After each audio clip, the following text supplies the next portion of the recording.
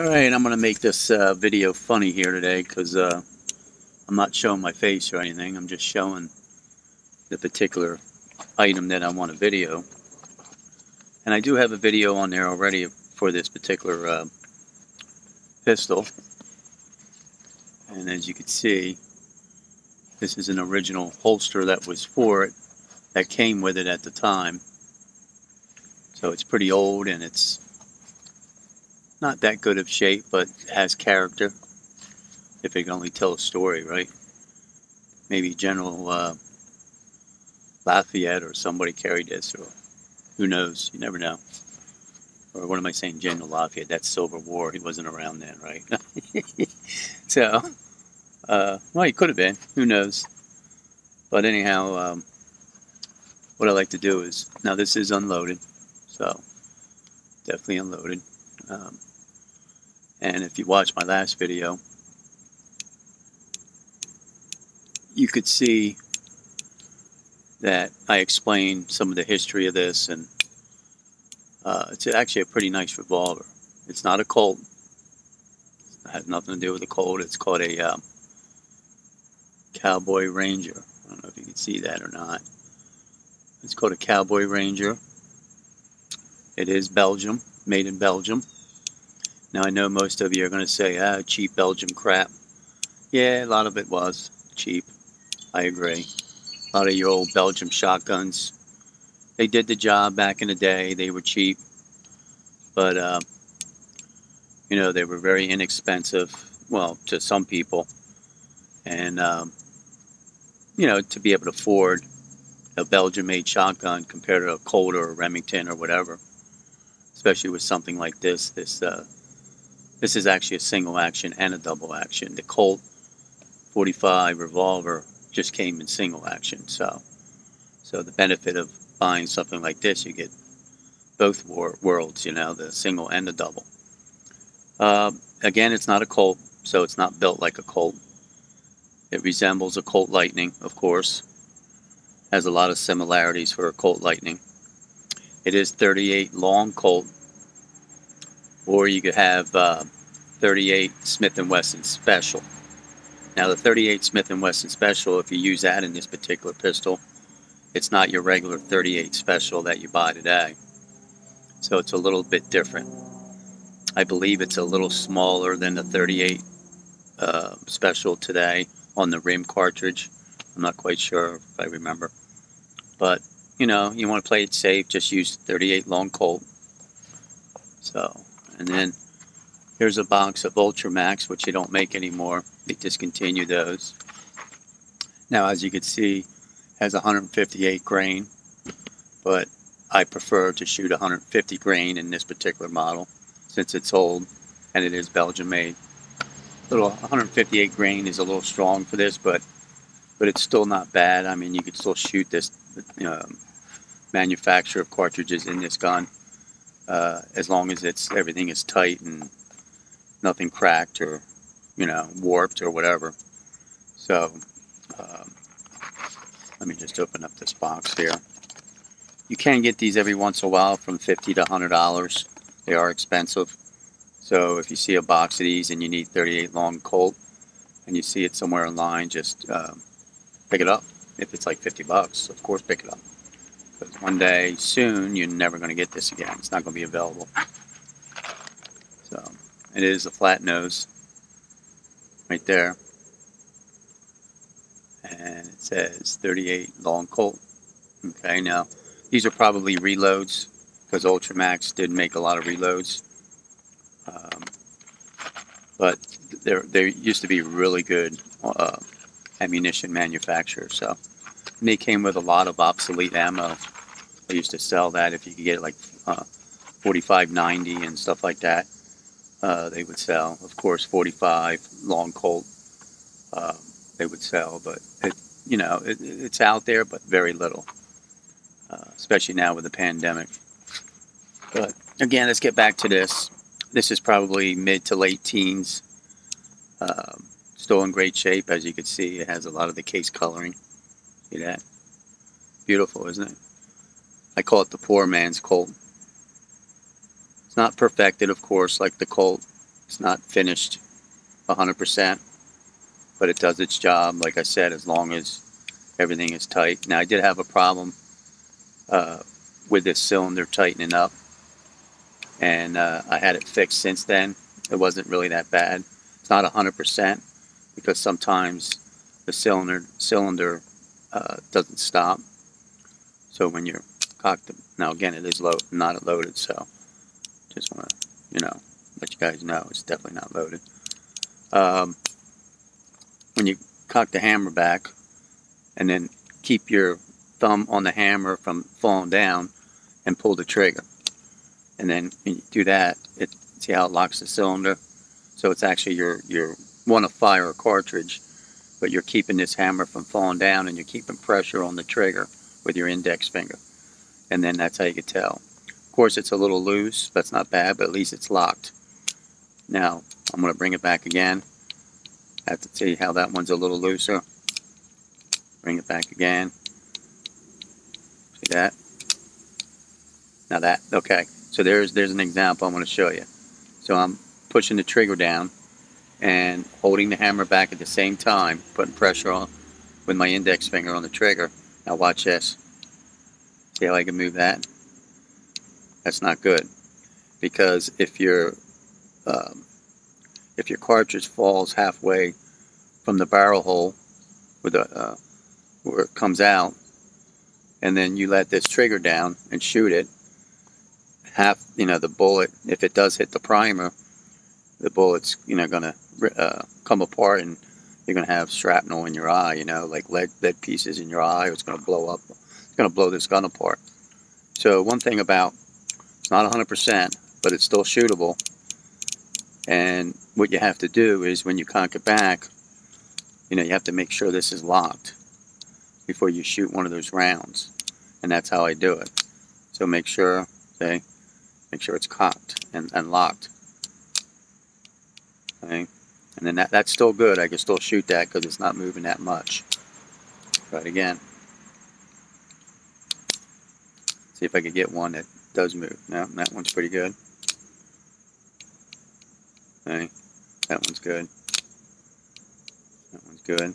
Pretty much 95 to 100% of the time it stays locked. Now that one's really tight.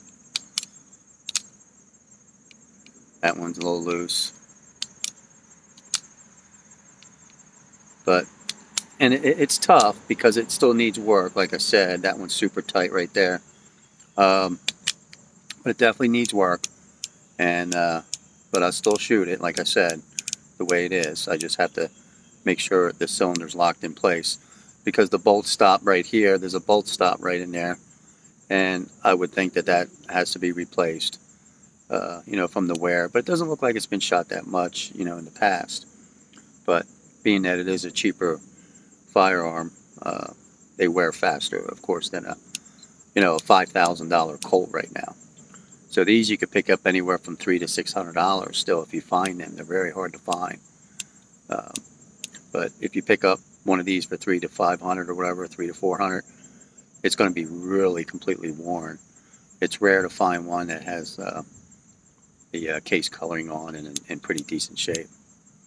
So then when you want to eject your shells, of course, it's, you set it like this and you pull your tab back, and you see how that, with a spring loaded, but usually this one is really neat, because what it does is the shells actually fall right out of it even when you shoot them, which is really cool. So let me try something here real quick. Now again, I'm not going to shoot myself. I've been doing this for years. I'm not stupid. I know accidents happen, but I'm definitely not stupid. So what a lot of people do when they load their Colts, now it's pointed outwards, okay? It's out that way. It's out, if it hits something, it's going to hit a tree. So, what they do is they half cock it, safety cock it, like that, so that you could see, because what's happening is, you see the firing pin, see how big those are? The horn, I call them a horn. That looks like a horn. Well, the older style Colts even had this big horn firing pin on this hammer. So what that would do is a live cartridge, if you have it in the chamber here, and this thing is resting on the primer, see the primer right there, and you go and hit the hammer somehow, or it drops, that would fire that cartridge. And you don't want that to happen because there's no safety on these. So the best thing that I do, this is what I do. So again, it's pointed out. I'm being 100% safety here. Now I could bring this hammer back just a little bit. See, bring it back a little bit. Now it gives you a little safety loading, and always keep it down to the ground. Don't ever point the firearm up in the air. Always keep it on the ground. So if it does go off, you know, your bullet will go right in the ground. Keep your finger off the trigger. So, and they're very easy to load. This is just like a 45. And then just put your cartridge in. Again, it's towards the ground. That's 1, 2, 3.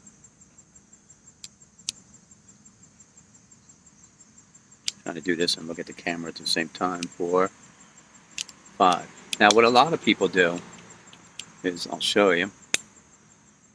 They'll bring it so that it's resting on right there. They'll bring it. Now, I only put 5 cartridges in it. What most people do is they do this and they rest it on the empty cylinder.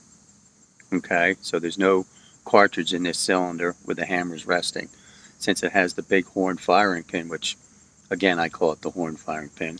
Might not be the correct term, but that's what I call it. So that when you want to carry this now in the holster, you put it in the holster, it won't go off. So as soon as you drop it or hit this thing.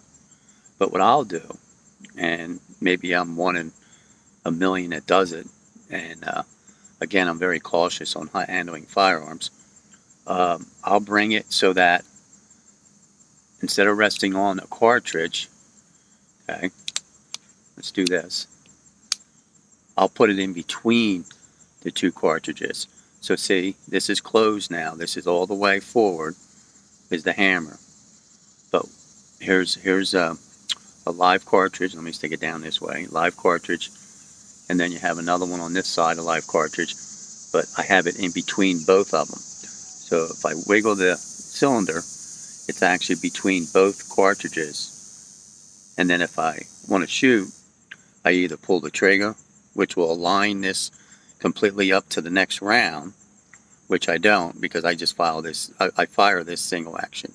I don't want to fire it because this is not 100% reliable, this cylinder. So then what I do is I bring it back, and now it's ready to be fired. Okay, so now make sure, like when I want to fire this particular one I make sure my cylinder's tight, which is still okay, and that's when I fire it. So then I bring it back down, and then I put it, you know, if I'm going to carry it again, it's between two rounds. So there you go. That's another way to carry it. Like I said, a lot of people, they'll bring it and they'll just rest it right there. Now there's no live round into the chamber that's going to go through the chamber. So I have the 5 shots all the way around the cylinder. So that's an option, but you still got to be careful doing it that way. That's why most people only like to put 5 rounds.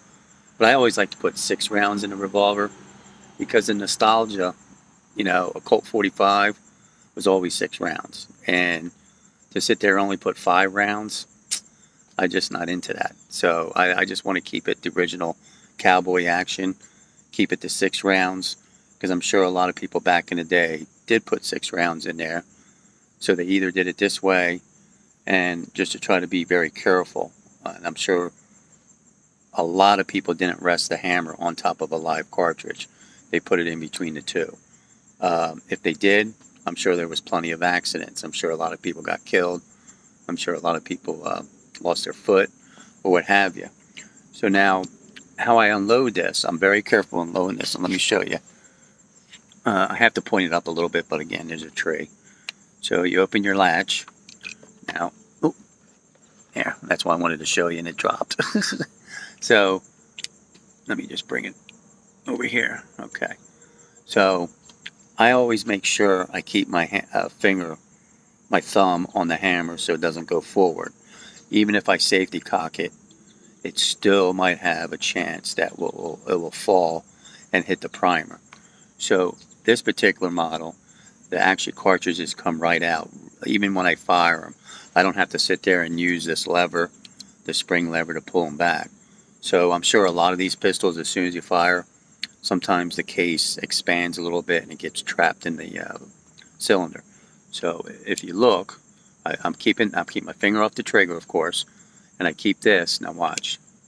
See how they just fall right out? Look at that. Every one of them just falls right out. Boom. And then I just spin it around a couple times and I look and I make sure there's nothing in there. And there you go. Alright.